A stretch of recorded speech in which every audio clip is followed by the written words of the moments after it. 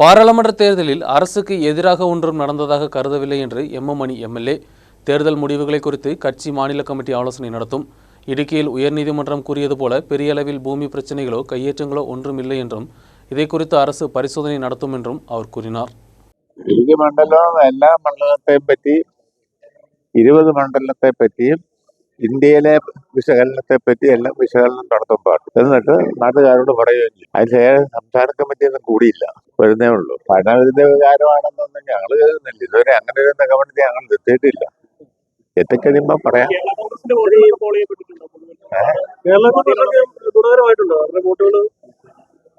അവര് വോട്ട് ചെയ്തില്ല, നമുക്ക് കിട്ടിയില്ല എന്നപ്പോ ഞാനങ്ങനെ പറയും. വിലയിരുത്തൽ നടത്തിയല്ലേ പറയാൻ പറ്റുമോ? അതേന്നെ അതിന്റെ കാര്യകാരണങ്ങളെല്ലാം എന്താന്ന് വിശകലനം നടത്തേണ്ടതുണ്ട്.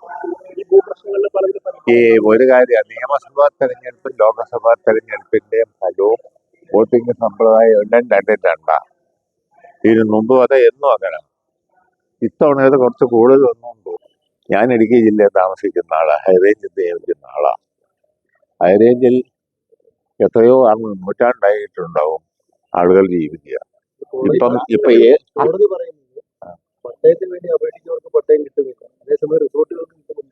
അത് ചിലപ്പോ ഉണ്ടോന്നും നോക്കണം, എനിക്കറിയില്ല. അപ്പൊ കോടതിക്കല്ലേ ശക്തമായി ഉന്നയിച്ചൊരു വിമർശനം അതന്നെ. അതെന്താ ഉണ്ടോന്നും നോക്കട്ടെ. പിന്നെ അത് പണ്ട് അതൊന്നും അത്ര എളുപ്പമൊന്നുമല്ല എടുക്കൽ. എനിക്ക് തോന്നുന്നു 1.5 നൂറ്റാണ്ടായി കാണും തോന്നുന്നു തോട്ടം അവിടെ കമ്പനി സ്ഥാപിച്ചിട്ട്. അതിപ്പോ ഓടി ചെന്ന് ഭൂമി എടുക്കല് അത്ര എളുപ്പമാണോ? അതൊന്നും അത്ര എളുപ്പമല്ല. നിയമപരമായി ഒരുപാട് നൂലാമാല ഉണ്ടാവും.